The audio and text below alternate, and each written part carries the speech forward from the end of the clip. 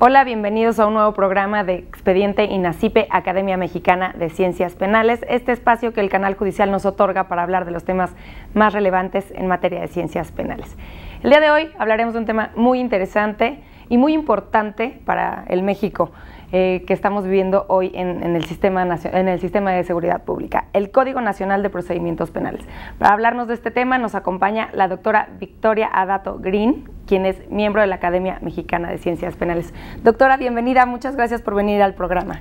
Muchas gracias, Luz María, por invitarme y también gracias a la hospitalidad del Canal Judicial. Muchas gracias. Doctor, este es un tema muy interesante del que hemos hablado pues varias veces en este programa, pero yo quisiera que en esta ocasión vamos a hablar más de su parecer y de sus opiniones acerca del código.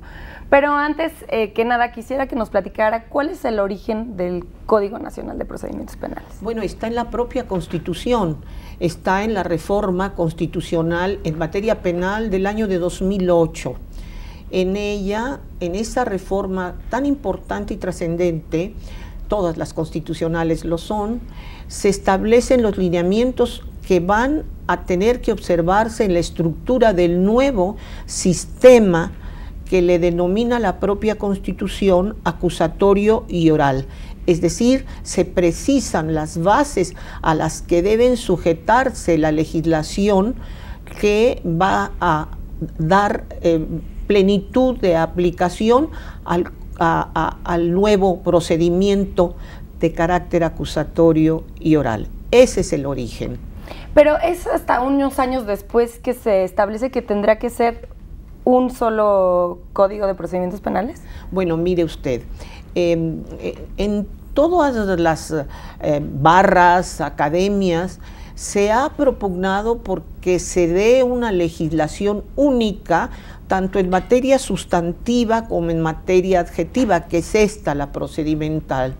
Sin embargo, se han dado dificultades en los estados de la República que tienen reservada la facultad de legislar en materia penal y obviamente en materia procesal penal. Hubo pues alguna dificultad porque algunos estados se rehusaron a la legislación única en materia penal y sin embargo abrieron la puerta a la legislación única en materia procedimental penal en consideración de que en la propia Constitución están las bases y los lineamientos a los cuales debe someterse el legislador para formular un código único que ahora tiene el rango de Código Nacional. ¿Por qué es el nombre?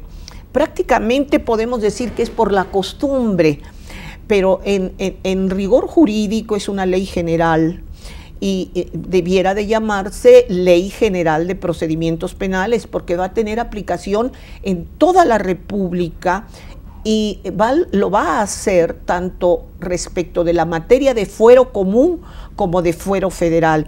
Esto implica un gran avance porque ya no se van a tener tantos códigos procedimentales como estados tiene la República y el hecho que sea un mismo código que tenga aplicación en la materia común y en la materia federal implica un gran avance que impacta en la seguridad jurídica de todos los mexicanos. Entonces, ¿usted considera que es un aspecto positivo que se haya unificado? Desde luego, y yo quiero decir que sería todavía más positivo si también fuera la legislación penal la que fuera un solo código. No podemos pensar, por ejemplo, en relación a la materia penal no procedimental, que el homicidio, que es el delito desde mi punto de vista más grave, por la entidad del bien jurídico lesionado, tenga una punibilidad en un estado de una cantidad y en otro estado de otra. Voy a decir números así arbitrariamente, por ejemplo, en un estado del norte del país que tenga una punibilidad de 10 a 20 años de prisión el homicidio simple y que, por ejemplo, en un estado del sur de la República tenga una punibilidad de 3 a 7. La vida es igual, el bien jurídico objeto de tutela es el mismo y la lesión al bien jurídico es el mismo, y por tanto es inexplicable que en los estados que integran la nación mexicana cada uno tenga diferentes penas en relación a bienes jurídicos que protege el Código Penal en su articulado. Bueno, y antes de seguir con el Código Nacional, ya que menciona esto, ¿usted se vería viable que también en un futuro se unificara el Código Penal? Yo creo que sí, porque eso es necesario. Por ejemplo, no podemos pensar que alguien que cometió un delito en Chihuahua tenga una punibilidad diferente si comete el mismo delito un señor que está en Chiapas, por ejemplo. En ese sentido, resulta un poco ilógico jurídicamente que estas cosas ocurran. Es como equilibrar la justicia, ¿no? ¿Se podría decir? Yo creo que sí, dar seguridad jurídica tanto para los defensores como para el Ministerio Público, como para el asesor jurídico de la víctima y el ofendido. Doctora, regresando al Código Nacional de Procedimientos Penales, ¿cómo es que se integró? ¿Cómo se integra este código que ahora estamos próximos a utilizar, ¿no? Bueno, es interesante la forma en cómo se conformó el articulado del Código Nacional. Todos los partidos, por decir, incluir a todos, presentaron sus proyectos de código único. Pero respecto del Código Nacional, fueron 4 anteproyectos de Código Único, de Código de Procedimientos Penales, y uno adicional que formuló un grupo de senadoras y senadores de todos los partidos. En ese tenor, lo llevaron a la comisión correspondiente de la Cámara de Senadores, los legisladores que presentaron los anteproyectos, y se tomó la decisión de que se iba a analizar cada una de los anteproyectos de las diversas fuerzas políticas del Senado, de los grupos parlamentarios del Senado, y el proyecto que formularon en común de varios partidos, senadoras y senadores. Y tomaron la decisión de que llamarían a un consejo consultivo integrado por especialistas en la materia del más alto nivel, para efectos de que contrastaran cada uno de los artículos que regularan la misma materia en los diversos anteproyectos. Así, por ejemplo, pusieron un cuadro donde el partido A presentó su articulado, el B, el C y la de los senadores. Y los expertos vieron, por ejemplo, a propósito de cuestiones de nulidad, cuál artículo de los 4 anteproyectos era el mejor, el que tenía mejor redacción y mejor contenido jurídico. Y así se fue estructurando el código con los mejores artículos de cada uno de los anteproyectos que fueron presentados a la comisión competente de la Cámara de Senadores. Y esto me parece a mí que es un poco peligroso, porque un cuerpo normativo responde a una lógica jurídica, a una filosofía jurídica. No es lo mismo la filosofía jurídica, la ideología del partido A que del B, que del C, pero así se estructuró. Pero lo que a mí me parece un poco preocupante es que el añadido de un artículo de un anteproyecto A con el añadido con otro que va de otro partido o del el proyecto de las senadoras y senadores. Y me pareció que era un poquito, válgame la expresión, una mala costura. Además, no fue esto solamente, sino que se hizo un simulador. Una vez realizado el código con partes de cada uno de los anteproyectos, el que resultó mejor de acuerdo a el criterio de los expertos que fueron consultados en un consejo consultivo por el Senado, y esto me parece saludable, que los expertos en las materias sobre las que se va a legislar orienten a los legisladores en materias que no tienen la obligación, muchos de ellos, de conocer a profundidad. Entonces, ya que estuvo listo el código, se hizo un simulador donde se simularon las diversas audiencias que integran el procedimiento o las diversas diligencias que integran el procedimiento, con la participación de ministerios públicos, defensores, jueces, magistrados, y señalaban que esto era el simulador para efectos de evitar inconsistencias e incongruencias, que obviamente deben de haber advertido en el momento de que fue trocitos de cada anteproyecto. Claro. Y se llevó a cabo. ¿Y si se percataron de eso? Bueno, yo creo que no es lo mismo un procedimiento en la realidad que un procedimiento actuado a través del simulador. No puede ser igual el resultado. Y ese fue el origen del Código Nacional, que obviamente fue aprobado por un consenso, por una unanimidad, porque todos los proyectos de todos los partidos políticos tenían participación. Claro, sí.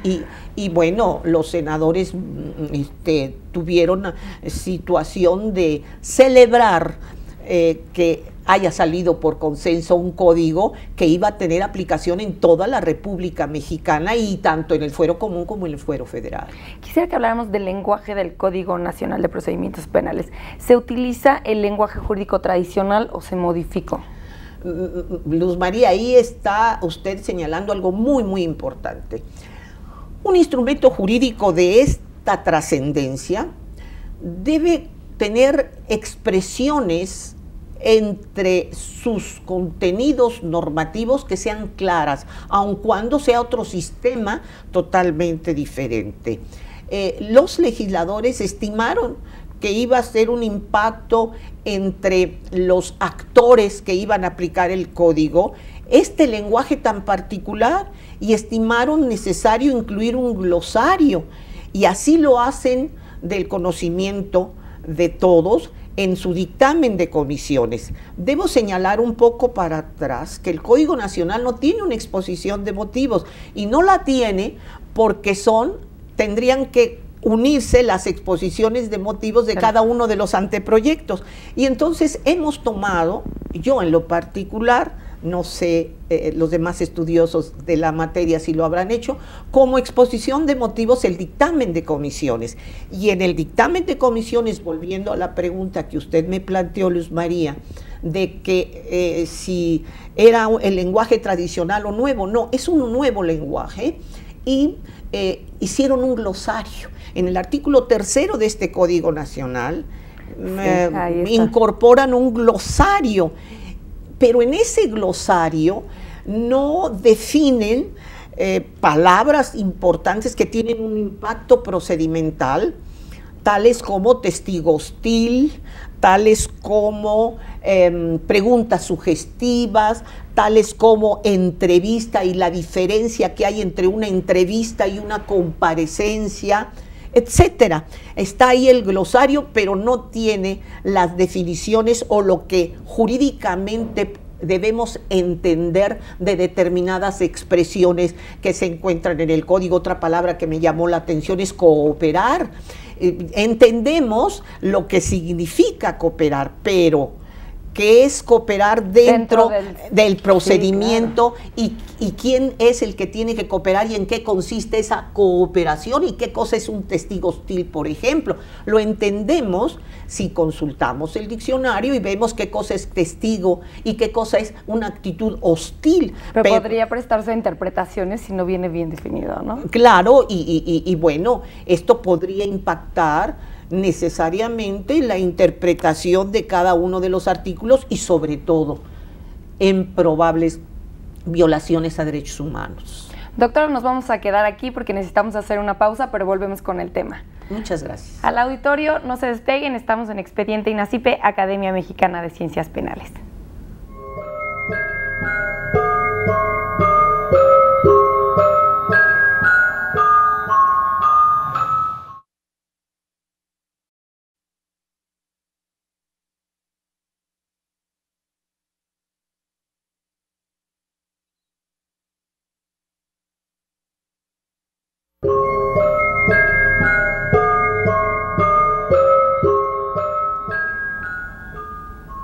Gracias por continuar con nosotros en Expediente INACIPE, Academia Mexicana de Ciencias Penales.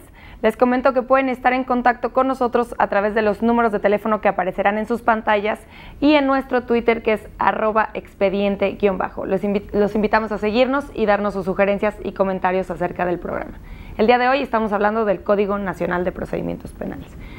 Doctora, ya quisiera adentrarme un poco más en el contenido de este código y quisiera que habláramos de las facultades de la policía. ¿Qué pasa con estas facultades? ¿Se modifican o se mantienen las facultades de la policía en este código? Bueno, uno de los aspectos importantes del éxito de una investigación está a cargo de la policía. Si bien es cierto que está bajo la dirección y mando del Ministerio Público, lo cierto es que depende mucho de la preparación de los policías investigadores, la policía investigadora.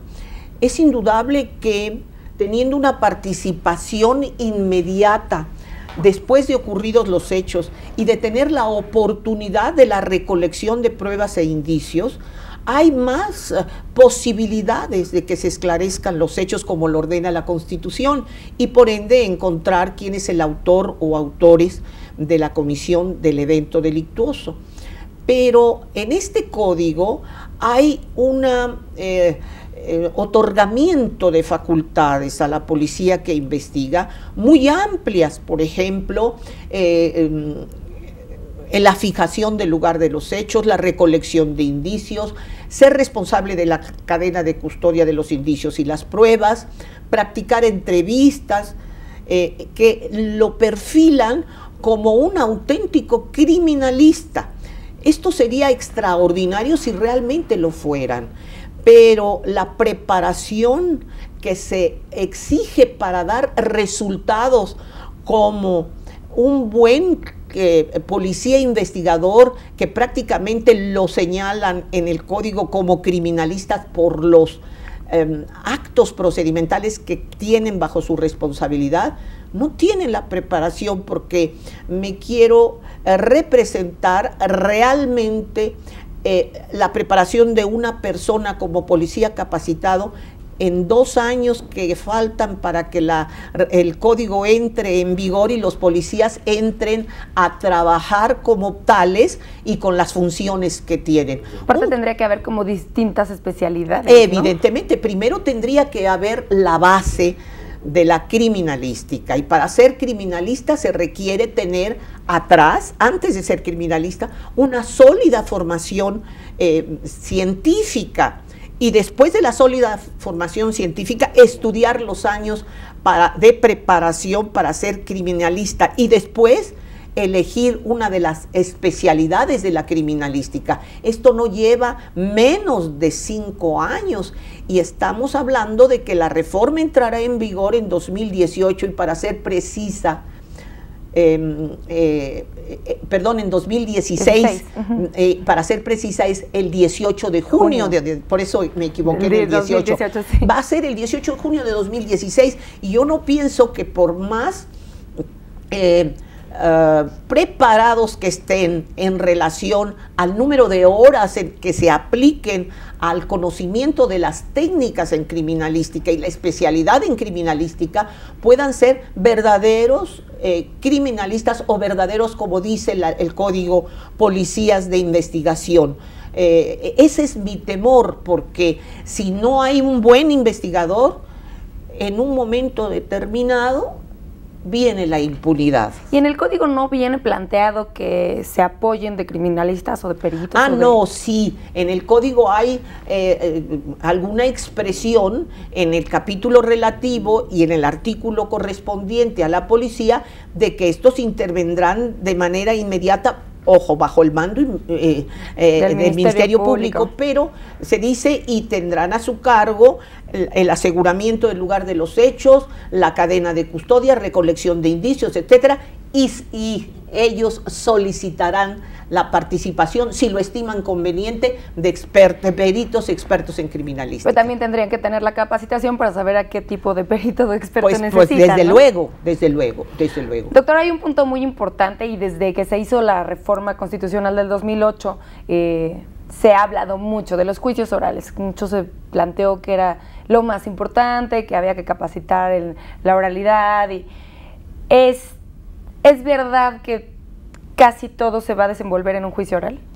Bueno, casi todos los procesos. Primero debo decirle lo siguiente: la exposición de motivos, que no existe y que yo estoy refiriéndome y tomándola como tal al dictamen de comisiones, curiosamente los senadores señalan que el objetivo del nuevo sistema es llegar al juicio oral como último recurso.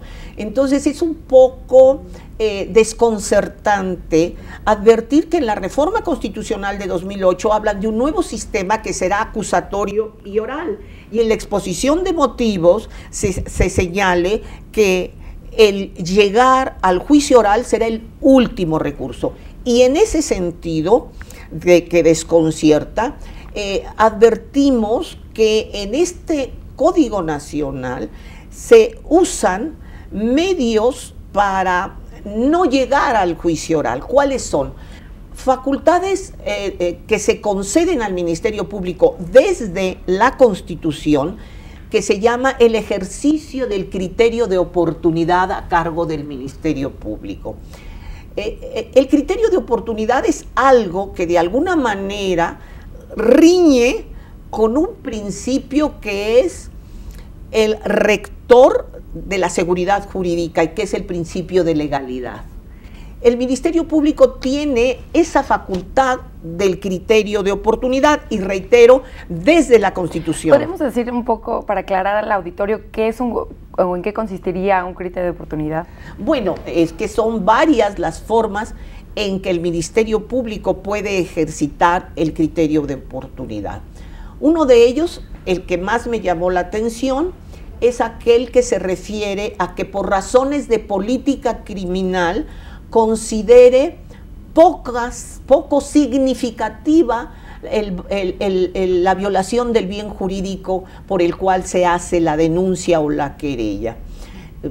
Queda en manos del Ministerio Público una facultad muy amplia de que por razones de política criminal, preventivas de política criminal, no ejercite, por ejemplo, en un caso, la acción penal, porque eso no es adecuado a las políticas preventivas, valga la reiteración, de la política criminal. Otro, tratándose de bienes jurídicos tutelados con punibilidades muy pequeñas, donde prima el criterio reparatorio, se repara el daño y llegan a un acuerdo ofendido, víctima, el asesor jurídico del ofendido y la víctima con el imputado y su defensor ante el Ministerio Público, y no se ejercita la acción penal. Aquí es un poco también desconcertante. Si bien es cierto que hay un principio que todos aceptan en la doctrina jurídico penal y procesal penal, es que la aplicación del derecho penal debe ser la última ratio. Es algo en lo que todo el mundo está de acuerdo. Sin embargo, si en este caso se llega al arreglo, por decirlo así, mediante acuerdos reparatorios con la víctima que le satisfagan respecto a la reparación del daño, no se cumple con la fracción primera del apartado A del artículo 20 constitucional, que alude a que el proceso tendrá por objeto el esclarecimiento de los hechos, que no se castigue a un inocente, que el culpable no quede impune y que se repare el daño. Aquí únicamente se cumple con uno de los objetivos que señala el artículo 20 constitucional y que se refiere a la reparación del daño únicamente. Si el responsable de la comisión del evento delictuoso que llegó a un acuerdo reparatorio no tiene mayor sanción que la económica, ningún otro tipo de sanción, yo no estoy pensando en que deba ser la prisión, sería esto propio del Jurásico, sino que tuviese alguna sanción, por ejemplo, trabajo en la comunidad, etcétera, los sustitutivos de la prisión que dan tan buenos resultados para que el autor de un delito reflexione y modifique su conducta lesiva. Y también para que la víctima quede tranquila, ¿no? Evidentemente, en ese punto la impunidad crecerá, porque si un imputado resuelve su problema de la comisión del delito reparando el daño de la víctima, pues está tentado a tener un reforzamiento, diría Skinner, positivo para reiterar su conducta delictuosa. Repito, yo no me parece que las soluciones no deben ser la prisión siempre, pero en este tipo de casos donde la punibilidad es leve, aplicar alguna sanción, como pudiera ser trabajo en la comunidad, se me ocurre, por ejemplo, y que el autor del delito tenga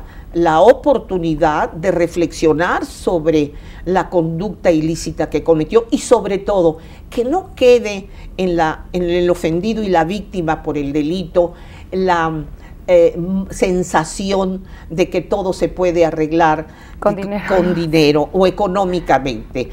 Creo que eso daría una insatisfacción muy grande a la sociedad que ya reclama seguridad jurídica, reclama que ya no haya impunidad.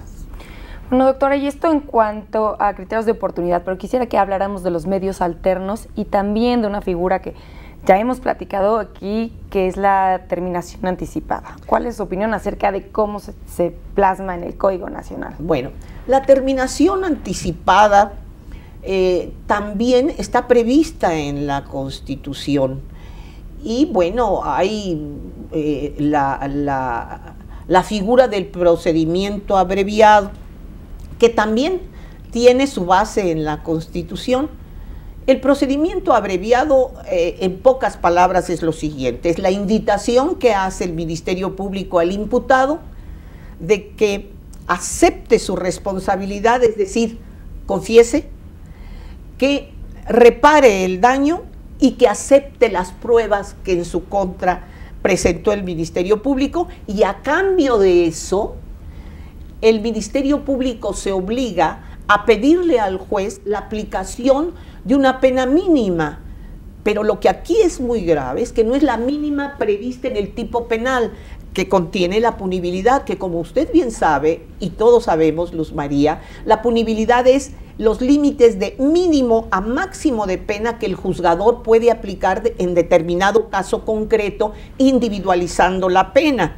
Pero el Ministerio Público puede ofrecerle, y así está en el Código Nacional, 1/3 de la mínima. O sea, a cambio de que aceptes no solamente tu responsabilidad, renuncies al juicio oral, pero además aceptes las pruebas que está presentando en tu contra el Ministerio Público, yo te ofrezco pedirle al juez una pena que puede ser 1/3 de la mínima. En ese sentido, estamos caminando en un piso muy resbaloso por varias razones. Primero, el juez no puede aplicar una pena mayor de la que le lo solicita el Ministerio Público. Eso está previsto en la Constitución. Entonces ahí podría darse o preguntarse quién es el que está imponiendo la pena, ¿no? Si el Ministerio Público o el juez, porque el Ministerio Público es el que está diciendo... Correctamente lo está usted planteando, Luz María, por una razón, porque se están invadiendo prácticamente funciones que no le corresponden al Ministerio Público, porque la Constitución dice la imposición de las penas es propia y exclusiva de la autoridad judicial y la investigación de los delitos es del Ministerio Público. Y aquí prácticamente le están obligando al juez a poner la pena que el Ministerio Público ofertó al imputado para efectos de que él aceptara someterse al procedimiento abreviado. Una vez hecho esto, satisfecho todos estos extremos, pasa al juez de control para el único efecto de dictar la pena que solicitó el Ministerio Público y se acabó todo procesamiento mayor. Pero vamos advirtiendo aquí algo que me parece que es preocupante. Se dijo cuando fue la exposición de motivos de la reforma constitucional de 2008, que estableció las bases para el juicio, para el procedimiento acusatorio y oral, que era desterrar el sistema inquisitivo que era el que imperaba. Y no es verdad eso, porque era un sistema mixto, no inquisitivo. Pero aquí, con el procedimiento abreviado, donde se invita al imputado a que confiese, a que acepte las pruebas que en su contra presentó el Ministerio Público y a que repare el daño, está teniendo primacía y existe ya el imperio de la confesión, que era el sustento del sistema inquisitivo, donde para obtener la confesión se autorizaba el uso inclusive del tormento. Aquí no hay tormento, pero sí hay una situación donde el Ministerio Público, y el propio código lo dice, hace invitación al imputado: acepta tu responsabilidad, acepta las pruebas, repara el daño y yo te ofrezco que como única consecuencia tendrás 1/3 de la mínima. Yo me coloco también, por eso hablo de un terreno resbaloso, en la situación de que alguien no haya cometido el delito, pero el abogado le dice: nos vamos al juicio, va a tardar tanto tiempo, de honorarios de defensor es tanto, mira, acéptalo y estarás ya más tranquilo. Y habrá personalidades que no resistan la presión de todo un procedimiento y dirán: bueno, 1/3 de la mínima, ¿cuánto es? Pues que es 6 meses, que es 1 año, sea, pero me quito del problema. Entonces puede ser una fábrica de culpables también. Claro. Por eso hablo de terreno resbaloso. El imperio de la confesión, como si se tratara de un procedimiento inquisitivo. Desde luego que no hay tortura, no hay presión moral, no hay amenazas, no hay nada, pero ahí está la oferta que hace el Ministerio Público, y esto confirma lo que dijeron lo que manifestaron los senadores en la exposición, en la dictamen de comisiones: hacer todo lo posible por no llegar al juicio oral. Entonces, solo llegamos a un acuerdo económico y a la aplicación de una pena mínima, que otra vez, como con los acuerdos reparatorios y en el ejercicio del criterio de oportunidad del Ministerio Público, una insatisfacción grande del ofendido y de la víctima, que en un momento dado sienten... ¿No pueden objetar? Claro, pero si aceptan el acuerdo reparatorio, ya están expresando una manifestación de que están consintiendo con ello, porque el asesor jurídico les puede decir: mira, para que tú obtengas la reparación del daño, tenemos que remontarnos al procedimiento y esto va a ser muy largo y quizá ni condenen a la reparación del daño. Aquí la estás obteniendo de inmediato. ¿Usted consideraría entonces que la figura del procedimiento abreviado tendría que desaparecer? No. Pudiera darse el procedimiento abreviado, pero no en los términos que está planteado en el Código Nacional. Está previsto en la Constitución, y debo decir que al ser reforma constitucional, aun cuando el parecer de algunos no sea qué bueno que está así en la Constitución, como es disposición constitucional, tenemos que cumplirla, nos guste o no nos guste. No es cuestión de gustos, nos parezca adecuado o no nos parezca. Tenemos que cumplirla, pero aquí se dan las bases en la Constitución. Lo que se desarrolla en el Código Nacional es lo que me parece que es un terreno un poco resbaloso. Antiguamente no había el procedimiento abreviado, pero había un procedimiento sumario, donde, dada la entidad del bien jurídico y la punibilidad aplicable, se permitía un procedimiento muy rápido, en donde se llegaba a la sentencia muy rápidamente. Pero aquí es la invitación que hace el Ministerio Público al imputado. Ojo, el imputado no puede pedir el procedimiento abreviado, no puede alzar la mano y decir: yo quiero el procedimiento abreviado. No, el procedimiento abreviado lo y lo solicita el Ministerio Público y lo promueve el Ministerio Público y llega a la oferta hasta de 1/3 de la mínima, se aceptan las condiciones para que se siga este. Doctora, tenemos que hacer nuevamente una pausa, pero continuamos con el tema. Al auditorio, por favor, continúen con nosotros. Estamos en Expediente INACIPE, Academia Mexicana de Ciencias Penales.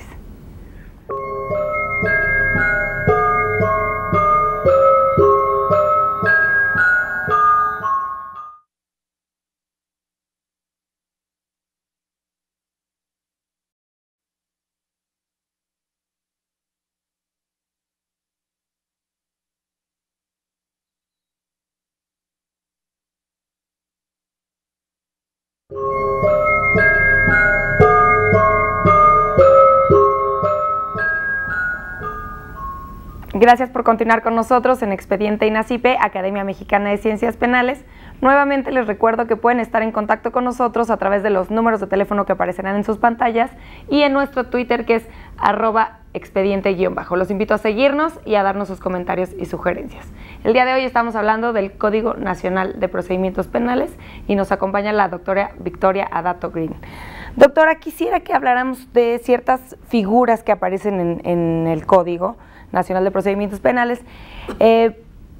Por ejemplo, podríamos comenzar por cuál es la participación que tiene la víctima, el ofendido, el asesor jurídico, que es una figura nueva en el sistema. Entonces, todos suyos estas figuras.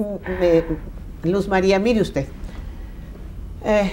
voy a hacer un minuto de historia. En la historia procesal se le ha dado relevancia de la mayor trascendencia a la presencia del defensor y a una serie de garantías que deben observarse durante la sustanciación del procedimiento para el imputado. Enhorabuena, yo celebro que se haya preocupado la legislación nacional, internacional y en derechos humanos en proteger al imputado contra cualquier acto de arbitrariedad del Estado que lo acusa.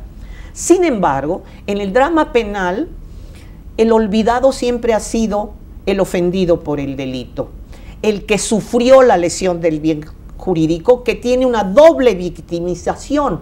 Primero, la lesión al bien jurídico y después la total indiferencia de la autoridad respecto de la defensa de sus intereses. No solamente reparar el daño, sino darle la importancia y la participación que debe tener dentro de la sustanciación del procedimiento.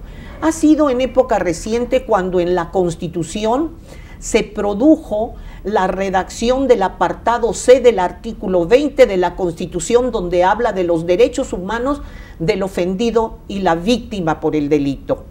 Y debo decir que hay una gran confusión en la Constitución porque a veces un estudiante o un abogado mismo ya no confunde lo que es ofendido y lo que es víctima, y no son lo mismo, y al no ser lo mismo tienen derechos diferentes.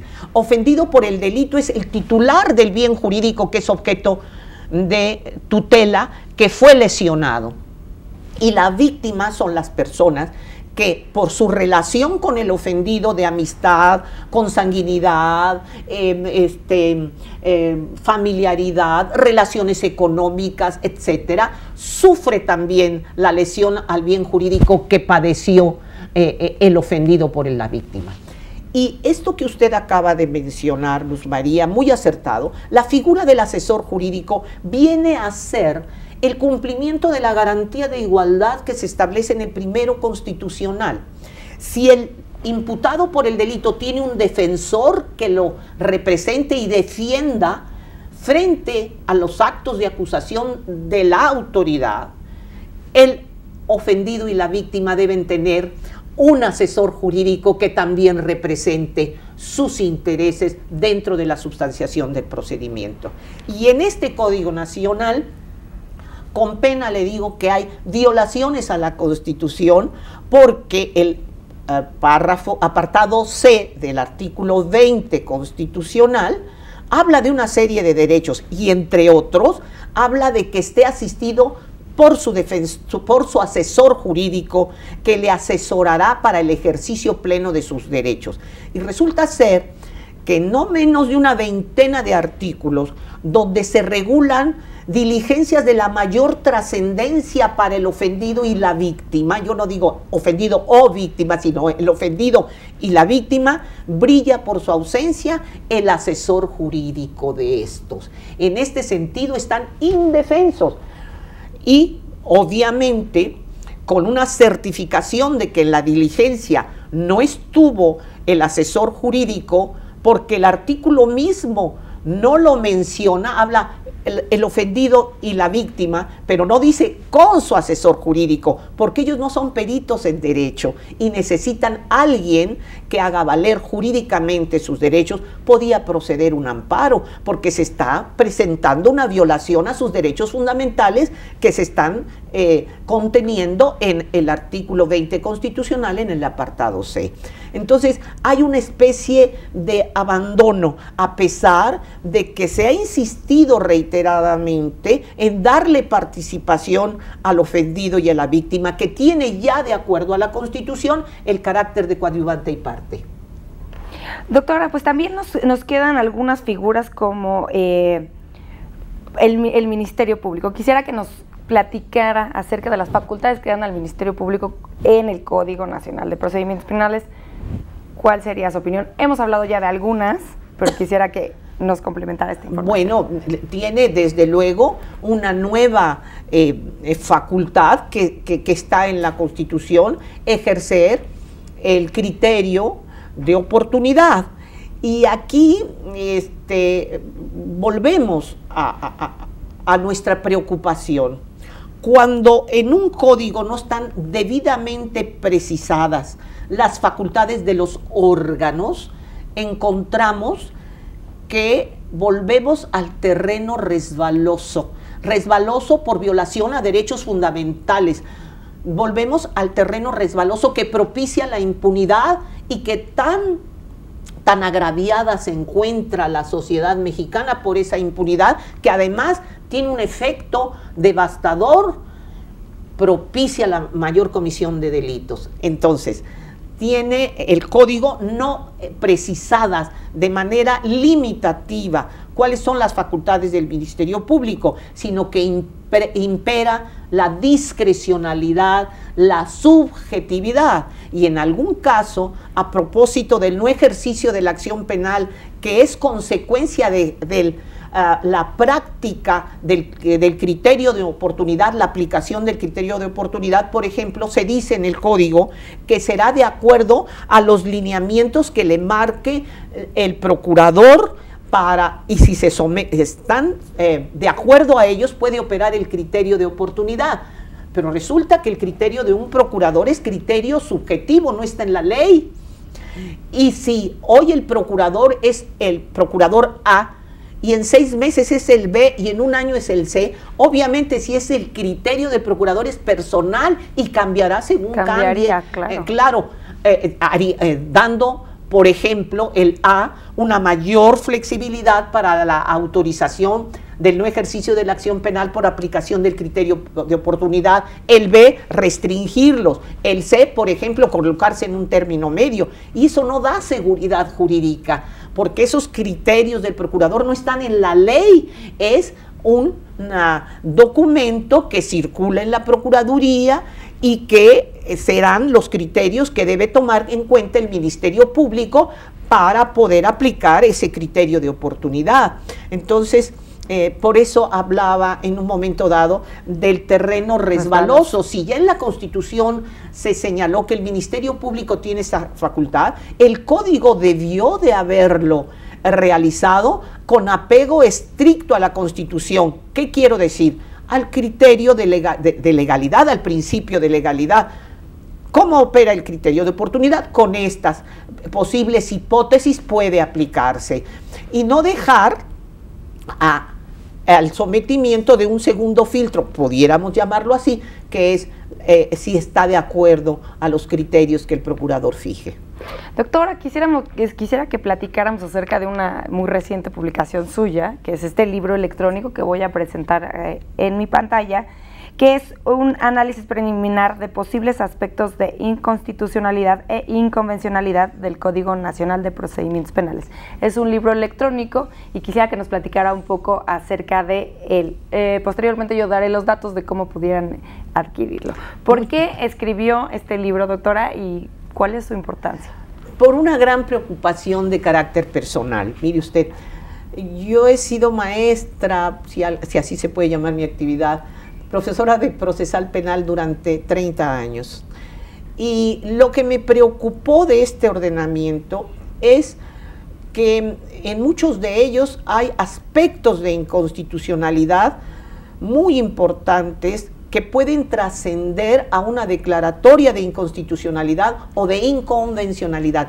Y le señalé estudio preliminar, porque fue resultado de un trabajo que hice de manera apresurada, porque quise señalarlos para efectos de que haya una reflexión y haya oportunidad de ser correctas las señalamientos de inconstitucionalidad, porque puedo estar equivocada y nada me daría más gusto. Entonces, proceder a un replanteo o alguna modificación. Por ejemplo, la falta de asistencia del asesor jurídico en diligencias importantes para el ofendido y la víctima. Simplemente con agregarlo en el artículo, con la presencia del asesor jurídico, se salvaría este aspecto. Y otros aspectos que pueden ser corregidos con una reforma que sea pertinente. Digo corregirlos en el supuesto de que sí se den. Yo nunca he afirmado que mi parecer sea la verdad. Al contrario, si no lo es, me puedo enriquecer con el esclarecimiento que se me haga de mi equivocación, y eso enriquece a uno profesionalmente. Entonces lo planteé como posibles aspectos de inconstitucionalidad y con un estudio, como un estudio preliminar que realicé en 3 meses. Un poco ya me dijo, pero quisiera que nos aclarara como quién va dirigido, ¿no? ¿Usted a quién invitaría que yo invitaría pues a quienes están aplicando ya este código, porque la aplicación es gradual. Un estado da aviso de inicio de vigencia a la Cámara correspondiente y empieza a aplicar el código.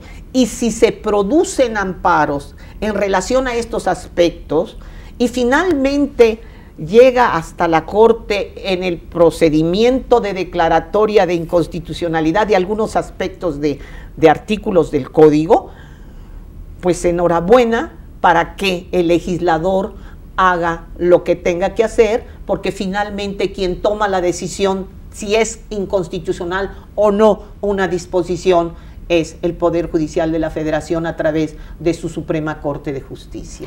Vi que hay un apartado en esta publicación que justo habla de la vigencia del Código Nacional de Procedimientos Penales. Poco hemos hablado de esto, y porque aparte es como no es una vigencia para todo el país. ¿Nos podría contar un poco acerca de esto? Sí, en el propio, en la propia Código Nacional se establece, y en la propia Constitución también, primero la propia Constitución, luego el Código, que esto será gradual, pero la vacatio legis se termina el 18 de junio de 2016. Nos faltan 2 años para que esté vigente en todo el país. Tenemos que cumplir la Constitución. Por eso yo señalo de principio, mi parecer siempre es que si existe una disposición constitucional, se debe cumplir. Nos iría mejor a los mexicanos si todos cumpliésemos con la Constitución, además de que es la norma de mayor jerarquía y que vivimos un Estado de Derecho, y el Estado de Derecho es cumplir con las normas que se establecen a mayor rango, la Constitución y las leyes secundarias. Entonces la Constitución señala que la entrada en vigor tendrá como límite el 18 de junio de 2016, y la gradualidad dependerá de cada estado como se encuentre preparado, con infraestructura, con personal profesionalizado, con la infraestructura, me refiero a las salas de audiencia, etcétera, a todo lo que constituye las bases del sistema. Ya que esté preparado para poner en marcha el Código Nacional, entonces veremos nosotros los resultados. Pero en los estados que ya lo estamos aplicando, que ya se está aplicando, podemos advertir si hay alguna cuestión de inconstitucionalidad o de inconvencionalidad que afecte la validez de algunos artículos. Y en caso de que sí existiera, lo que se hace son reformas al Código Nacional. Bueno, yo creo que ante una declaratoria de inconstitucionalidad o de inconvencionalidad o de ambas, de esta Suprema Corte de Justicia de la Nación, los legisladores tendrán que reflexionar sobre la pertinencia de continuar con un artículo que se declara inconstitucional. Perfecto, doctora. Quisiera yo dar los datos de donde pueden encontrar el libro electrónico, ¿no? Cabe aclarar que este libro viene en modalidad electrónica, que es de la editorial Temis, y voy a dar los números de teléfono, que es el 54 82 27 70, en la extensión 120, ahí podrían solicitar esta publicación, o en ventas@temis, que se escribe themis.com.mx. Ahí podrán encontrar esta publicación de la doctora Victoria Adato Green. Doctora, yo le agradezco muchísimo que haya venido a hablarnos de este tema tan interesante. Yo estoy muy agradecida con usted, pero sobre todo la invitaría a que reflexionara sobre la necesidad de dar alguna clasecita, porque es usted muy clara. Además de ser clara, hace preguntas muy interesantes que inciden sobre la temática central de los problemas. Doctora, yo le agradezco muchísimo sus comentarios y a nombre del INACIPE y de la Academia Mexicana de Ciencias Penales le agradezco mucho su presencia en este programa. La agradecida soy yo, Luz María. Al auditorio los espero la próxima semana en un nuevo expediente INACIPE, Academia Mexicana de Ciencias Penales. Muchísimas gracias, doctora.